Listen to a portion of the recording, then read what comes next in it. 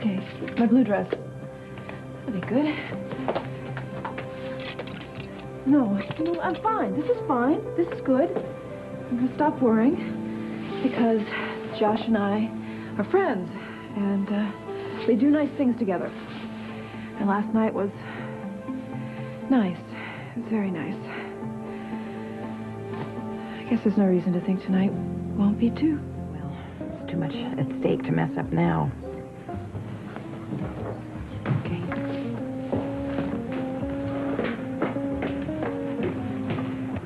Wow. You look fantastic. Thanks.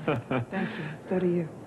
Well, thank you. And thank you for meeting me so early. Sure, my pleasure. So I guess we better go then. I guess we should. Let's go. Well, the salmon looks good. And you're worried about me. A little. Don't be, okay? You don't know how you feel about things, and I don't know how I feel. Let's just be honest with each other. That's all I've ever asked. Okay. Honestly speaking,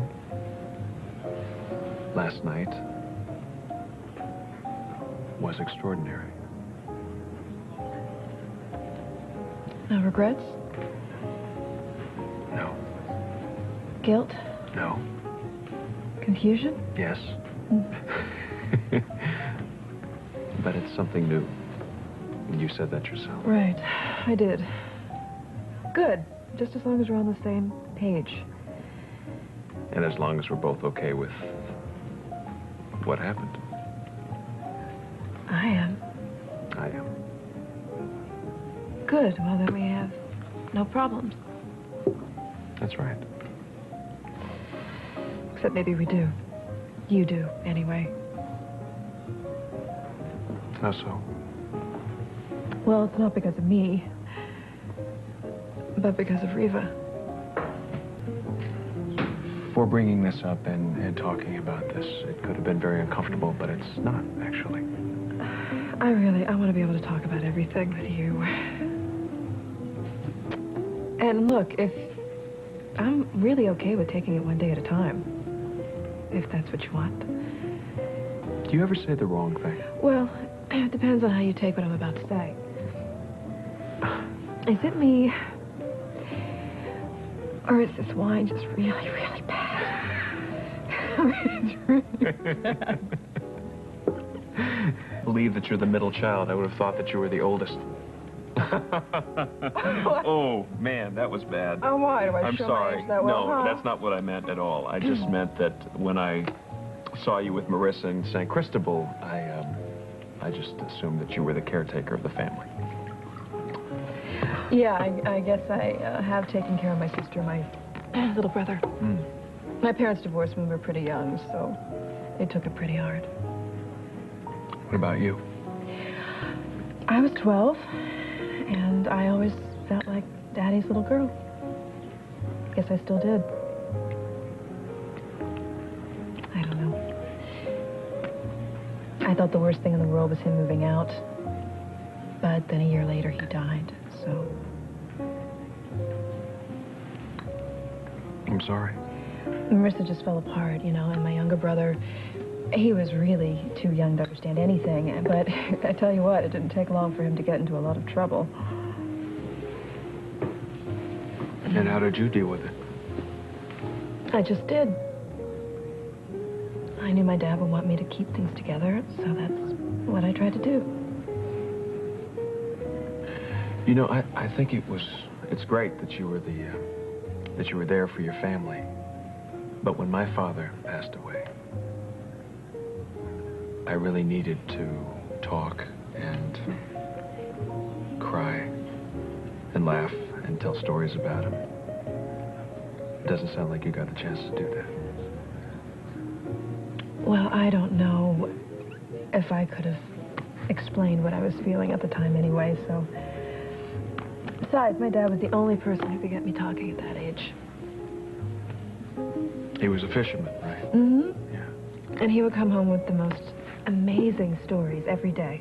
Well, now that sounds familiar. Familiar? Why? Yes. Because was HB a storyteller? Well, that's an understatement. I bet you those two would have loved to talk. I'm sure they would have, but that's not what I meant. I was thinking about your storytelling ability. Your infamous imagination. Oh, that. Yeah. Well, that was actually my favorite part of the night. I would sit on my dad's knee, and after each story he would tell me, he would ask me to tell him one back. And he would listen so intently. You know, like the adventures of my dolls were the most fascinating stories he's ever heard. Sounds like you had a pretty special bond with your father. No one loved me like my father did. It was just so... Unconditional. Yeah. I guess that's parents for you, right? So tell me about this legendary HB. You must have a story or two. Or 3 or 400. But in the interest of time, I think we should save that for another night, huh? Promise? I promise. I'll tell you what, though, if you really want to hear stories about HB, you should talk to Billy, because he's the storyteller, not me. What? Well, just that Billy isn't exactly my biggest fan. He's very protective of Reva. HB was the same way.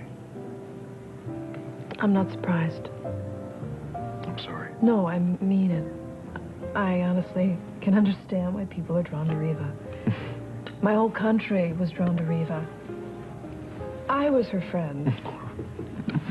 Well, there's definitely something about her, yes. And it's amazing that you can smile about that and laugh about it. Sometimes you have to, right? You know, I'm really sorry, because I should be helping you get your mind off Reva. Instead, I keep talking about her. It's okay. No, it isn't. You deserve a break, and we were having a really nice time. Well, as far as I'm concerned, we're still having a nice time.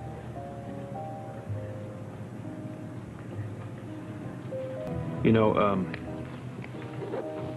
I'm sorry if this is painful for me to bring up, but you've not said a whole lot about what it's like for you to be separated from Marissa and Jonathan. Well, to be honest, I haven't, because I thought it was a painful subject for you. Well, you can talk to me about Jonathan. I know he was a big part of your life. I miss them a lot, and my sister and Alfred. And and knowing I can't see them, but Reva did the right thing, you know? I mean, it's important for me that they're together and happy, and it's a sacrifice that I'll always be grateful for. And there I go, doing it again. I don't know what's wrong with me. Nothing. You're saying what you're thinking and what you're feeling, and that's what we promised we'd do, right? Yeah. And what I'm thinking right now is I would love to go back to your place and have a cup of coffee. Okay.